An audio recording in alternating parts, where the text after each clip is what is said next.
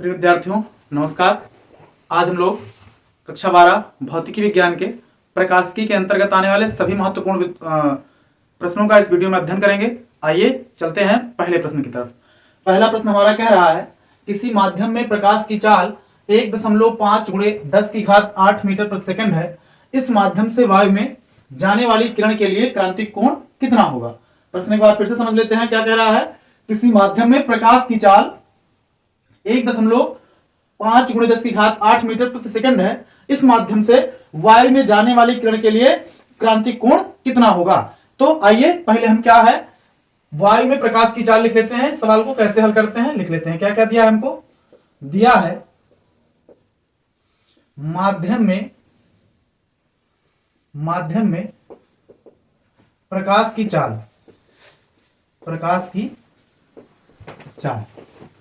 यानी भी बराबर कितना दे रखा है हमको, 1.5 × 10⁸ मीटर प्रति सेकेंड। अब वायु या निर्वात में प्रकाश की चाल कितनी होती है, तो निर्वात में प्रकाश की चाल C बराबर 3 × 10⁸ मीटर प्रति सेकेंड होती है। चलिए अब हमारे पास सूत्र क्या होता है, तो हम जानते हैं n बराबर C/v। n बराबर क्या होता है, C/v। जहां पर n क्या है, तो n है अपवर्तनांक, C क्या है, प्रकाश की चाल है, और v क्या है, माध्यम में प्रकाश की चाल है। इस पर हम सारे मानों को रख लेते हैं। तो क्या आएगा, 3 × 10⁸ बटे 1.5 × 10⁸। 10⁸ से 10⁸ कैंसिल हो जाएगा और 1.5 दूना 3, कितना आया। तो बच्चों हमको कितना मिला, n बराबर हमको मिला 2। अच्छा, अब इसके बाद जो अपवर्तनांक का क्रांतिक कोण का फार्मूला होता है वो होता है n बराबर 1/sin c के। तो हमें क्या निकालना है, यही sin c की वैल्यू। तो sin c बराबर 1/n। n की वैल्यू हमको कितनी मिली है, n की वैल्यू हमको मिली है 2। तो sin c बराबर 1/2।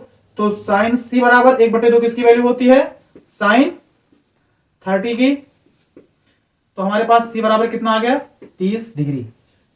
इस प्रकार से यही हमारे सवाल का क्या हो गया, उत्तर हो गया। उसने हमसे पूछा था कि बता दीजिए कि इस माध्यम से वायु में जाने वाली किरण के लिए क्रांतिक कोण कितना होगा। तो क्रांतिक कोण हमारे पास कितना होगा, 30 डिग्री। हमने क्या देखा, क्रांतिक कोण हमारे पास क्या है, 30 डिग्री है। आइए चलते हैं दूसरे सवाल की तरफ। दूसरा सवाल हमारा कह रहा है, कांच के एक प्रिज्म का अपवर्तनांक 1.65 तथा प्रिज्म का अपवर्तक कोण 5 डिग्री है, तो न्यूनतम विचलन कोण ज्ञात कीजिए। हमारा सवाल क्या कह रहा है, हमारा सवाल कह रहा है कांच के एक प्रिज्म का अपवर्तनांक 1.65 तथा प्रिज्म का अपवर्तक कोण 5 डिग्री है, तो न्यूनतम विचलन कोण ज्ञात कर लीजिए। आइए देखते हैं क्या दिया है हमको। दिया है n बराबर 1.65, a बराबर हमको दे रखा है 5 डिग्री, और हमसे उसने कहा है न्यूनतम विचलन कोण यानी डेल्टा m क्या होगा। तो हम लोग जानते हैं, फार्मूला नहीं जानते हैं जो लोग, वो लोग फार्मूला लिख लेंगे। डेल्टा m बराबर होता है n-1 × a। डेल्टा m बराबर क्या होता है, n-1 × a। आइए इस पर वैल्यू रख लेते हैं। n बराबर कितना है, 1.65 माइनस 1 और a की वैल्यू 5 डिग्री। 1.65 में से 1 घटाएंगे तो हमको मिलेगा 0.65 गुणे 5, कितना हो जाएगा, तो 5 × 5 = 25 और 6 × 5 = 30, 2 32, 2 अंक पे दशमलव, यानी डेल्टा m बराबर हमको कितना मिला, 3.25। इस प्रकार से हमारा यह सवाल हल हो गया, जिसमें उसने हमसे क्या पूछा था, डेल्टा m का मान पूछा था, और वो हमको कितना मिला है, 3.25 मिला है। चलते हैं अगले सवाल पर। तीसरा सवाल हमें कह रहा है, एक पतले प्रिज्म का प्रिज्म कोण 4 डिग्री है तथा इसके पदार्थ का अपवर्तनांक 1.5 है। प्रिज्म द्वारा उत्पन्न निम्नतम विचलन कोण ज्ञात कीजिए। हमारा यह सवाल अभी पिछले सवाल यानी दूसरे सवाल के जैसा ही है। इसमें हमको क्या दिया है, तो हमको दे रखा है n बराबर कितना दिया है, 1.5 दे रखा है। a बराबर कितना दे रखा है हमको, तो प्रिज्म कोण दे रखा है 4 डिग्री, और हमको क्या निकालना है, निम्नतम विचलन कोण या अल्पतम विचलन कोण, यानी डेल्टा एम बराबर क्वेश्चन मार्क। तो फार्मूला हमारे पास क्या होता है डेल्टा एम का, वही पुराना n-1 इंटू ए, इस पर रखेंगे हमको क्या मिल जाएगा, तो n की वैल्यू 1.5 है और -1, और a की वैल्यू कितना है हमारे पास, a की वैल्यू है 4 डिग्री। तो क्या हो गया, 1.5 में से 1 को घटाएंगे तो 0.5 गुणे 4 यानी 5 चौको 20 यानी 2, तो हमको कितना मिला, अल्पतम विचलन कोण 2 मिल गया। इस प्रकार ये सवाल का आंसर हो गया। आइए चलते हैं अगले सवाल की तरफ। चौथा सवाल कह रहा है, कांच से निर्मित एक पतले प्रिज्म से उत्पन्न विचलन कोण 4 डिग्री है, प्रिज्म कोण ज्ञात कीजिए, कांच का अपवर्तनांक 1.5 है। आइए जो जो दिया है उसको लिख लेते हैं। n बराबर दे रखा है 1.5, इस बार उसने हमको डेल्टा एम दे रखा है, उसने कहा है उत्पन्न विचलन कोण, विचलन कोण क्या होता है, डेल्टा एम होता है, कितनी डिग्री है, तो 4 डिग्री है, और उसने हमसे इस बार पूछा है ए का मान।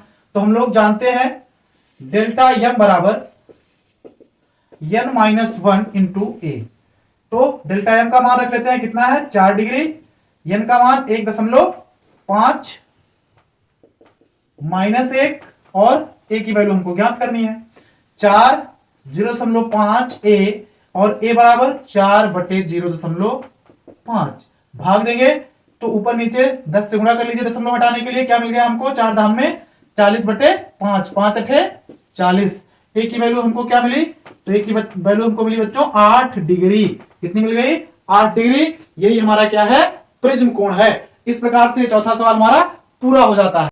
पांचवा सवाल हमसे कह रहा है, दूरदर्शी पर आपतित किरण का तरंग दैर्ध्य 6000 एंगस्ट्रॉम है तथा इसके अभिदृश्यक का द्वारक 5 मीटर है, दूरदर्शी की कोणीय विभेदन सीमा ज्ञात कर लीजिए।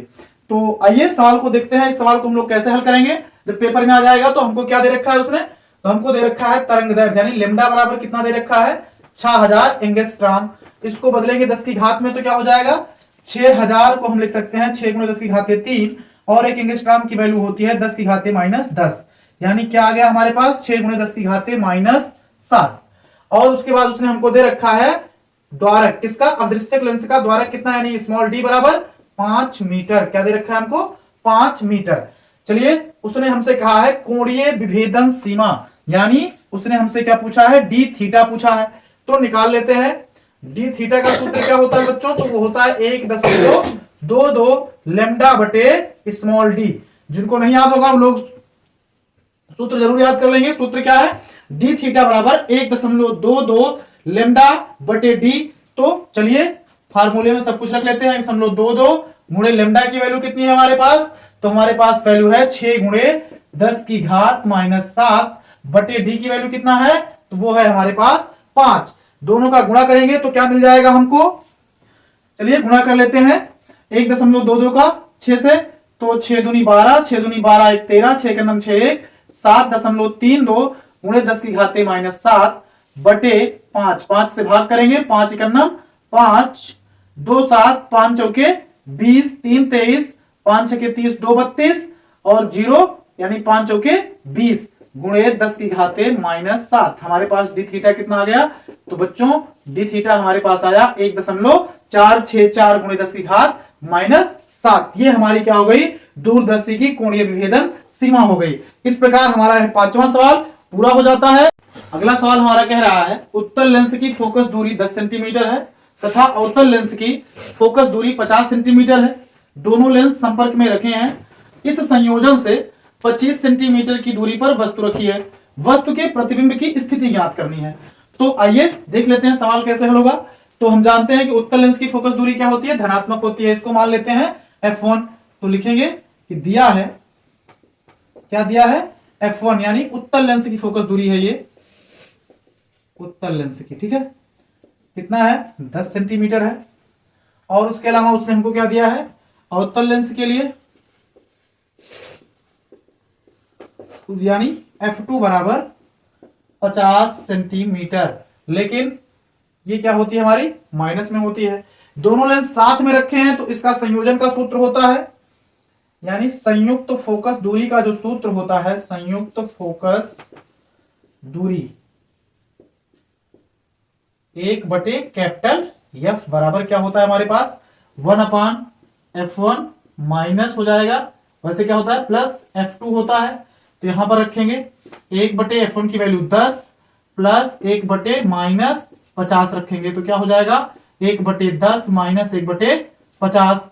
दोनों का लासा लेंगे तो कितना आएगा, लासा आएगा 10×5=50। अब 10 से 50 को भाग करेंगे तो कितना आया 5, 5 माइनस 1, यानी हमारे पास क्या मिला हमको, यहां पर मिल जाएगा 4/50। कितना मिल गया 4/50। 4/50 को हम लोग क्या लिख सकते हैं, तो 4/50 को लिख सकते हैं हम लोग 2 से काट देंगे, 2 दूना 4 और 25 दूना 50, यानी 1/f बराबर 2/25 या f बराबर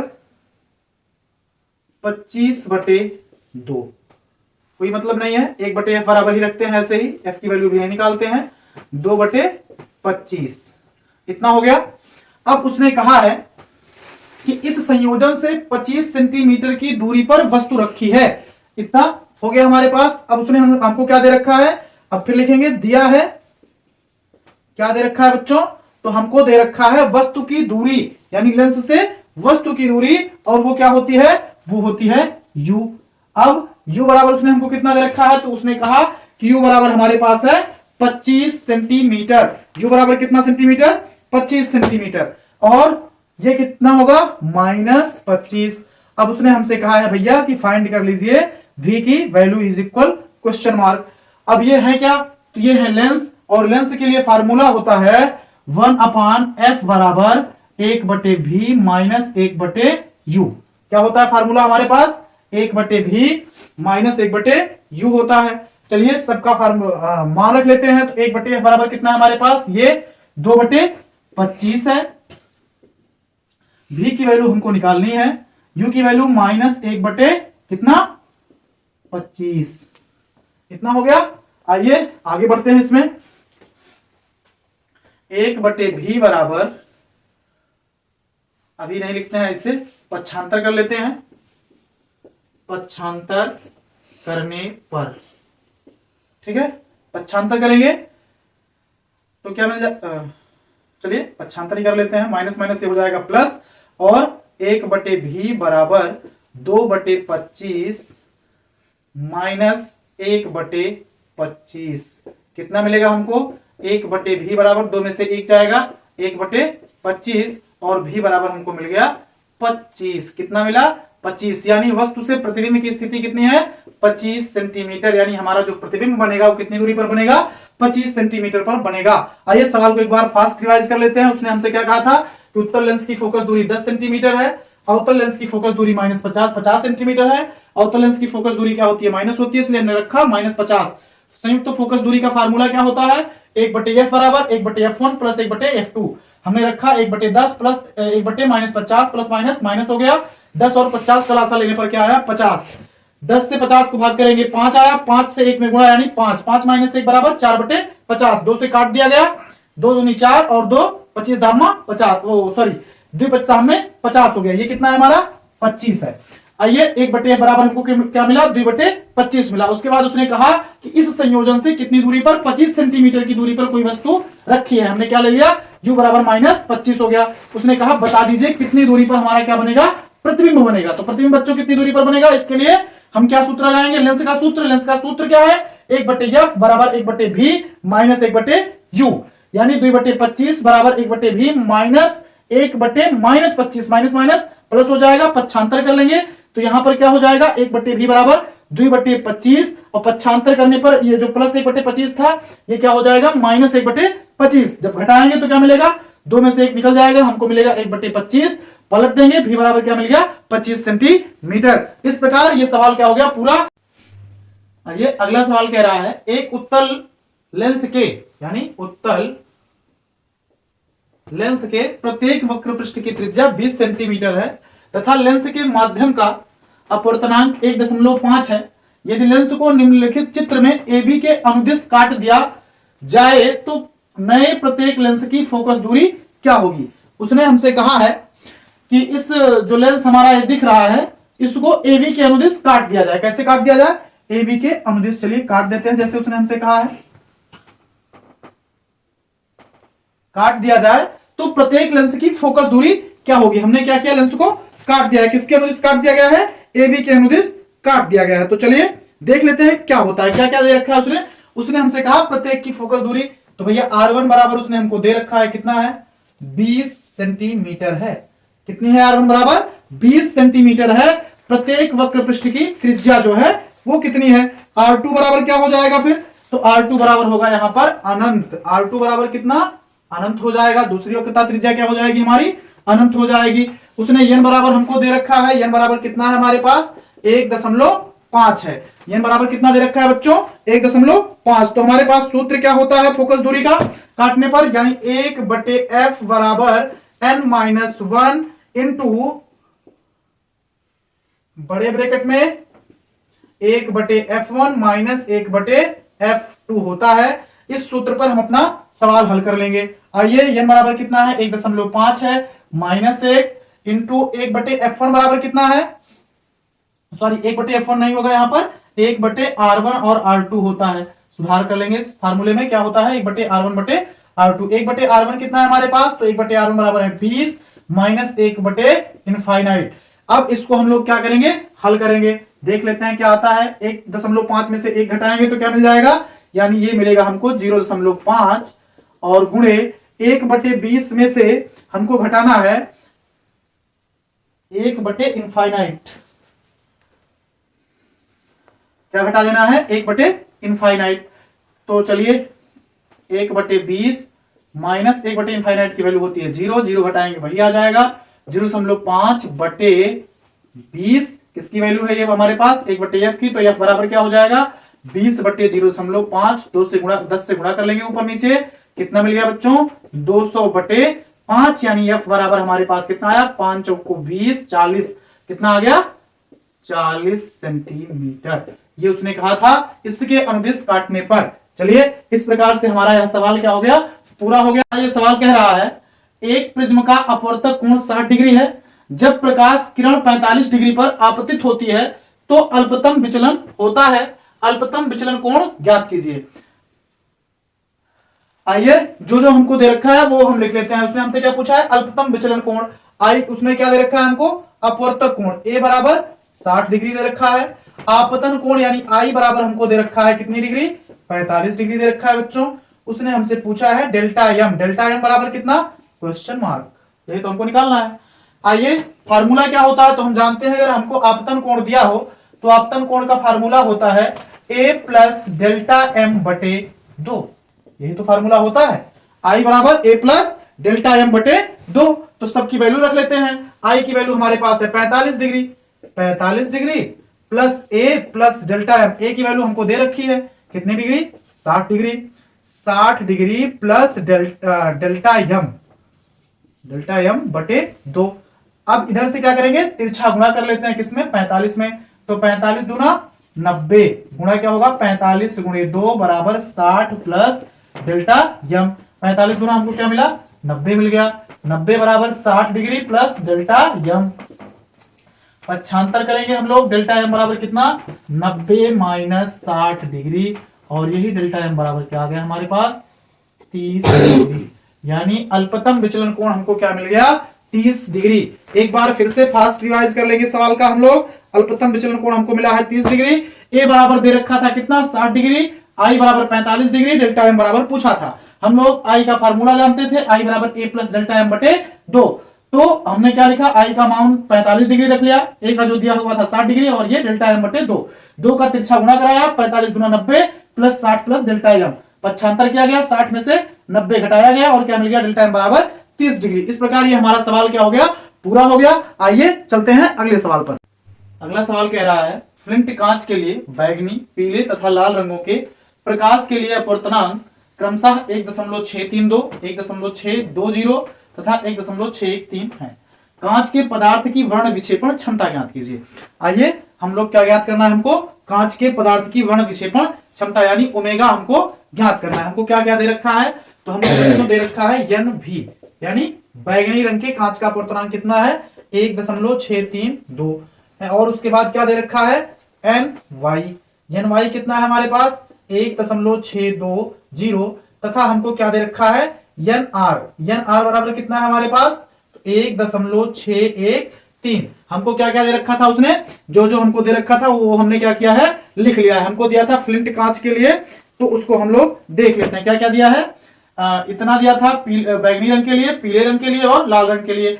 तो फार्मूला क्या होता है, ओमेगा बराबर होता है N V minus N R बटे एन वाई माइनस 1। हमारा फार्मूला क्या होता है, N V minus N R बराबर एन वाई माइनस 1। चलिए सब चीजों का मान रख लेते हैं। तो एन वी बराबर 1.632 माइनस 1.620 बटे कितना 1.613 सॉरी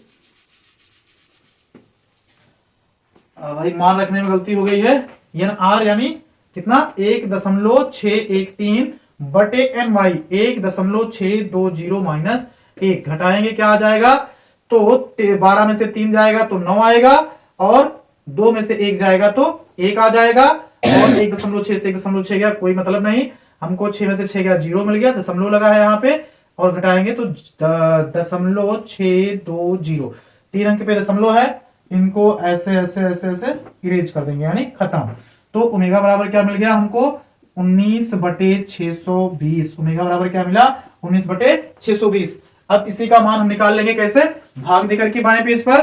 तो 620 से 19 को हम लोग भाग देते हैं, कितना हो जाएगा, तो 0 बार चलेगा, ले चले 19 आ गया, 0 दशमलव लगाया 0 हो गया, फिर 0 बार चलेगा, कितना आया 119 आ गया। अब की बार कितना चलेगा, 3 बार चलेगा, तो 3 0 0 3 दूनी 6 6 3 18, कितना आया 40 आया, 400 हो गया, नहीं जाएगा कितनी बार 3, यानी इतना लगभग कितना ओमेगा बराबर हमारे पास, तो ओमेगा बराबर बच्चों 0.030 लगभग, दशमलव के 3 अंक तक निकाला गया है मान, इतना लगभग ही हमारा क्या हो गया, आंसर हो गया। आइए चलते हैं हम लोग अगले सवाल की तरफ।